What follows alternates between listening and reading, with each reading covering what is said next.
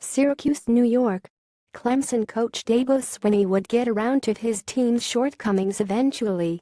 That, after all, is the expectation of a leader when you lose for the first time after winning 17 consecutive division games and your hopes of defending your national title suffer an unexpected body blow. Box score before that, though, Swinney offered some advice to all those who hope to tell the remarkable tale of what happened inside the Carrier Dome on Friday night, when the need for faith was no longer necessary and a full-blown competitive ACC football program was on full display at Syracuse. "We're very disappointed. There's a lot of pain in our locker room," Swinney said after Syracuse's 27-24 win over Clemson. "But, listen, this is a story about Syracuse. This ain't about Clemson. This is about Syracuse.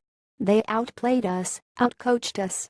Ask any of the Tigers about 20 minutes after the loss, and they'd tell you the same, going so far as to raise their voices to be heard over the elated shouts of Syracuse players in the adjacent locker room.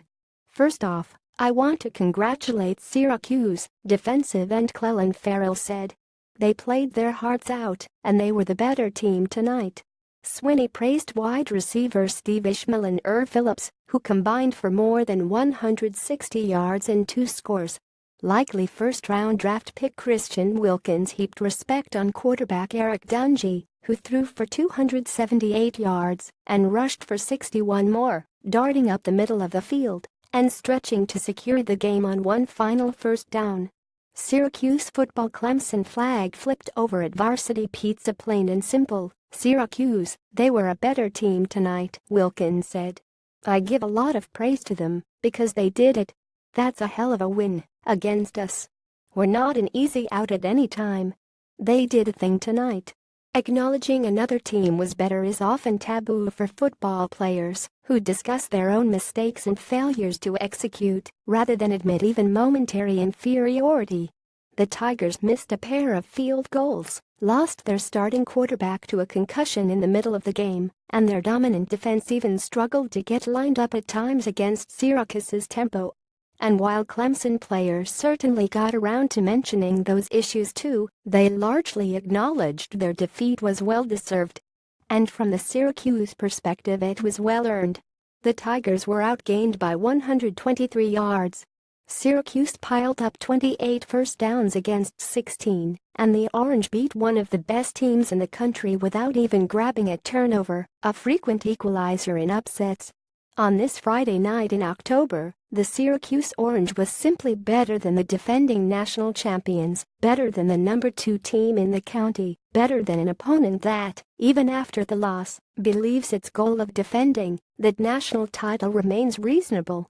This was a Syracuse program that had lost 10 games against ranked opponents by an average of 21 points during its first 3 years in the ACC. The Orange finally beat a ranked ACC opponent for the first time last year, an early sign that Syracuse was finally catching up to its new competition.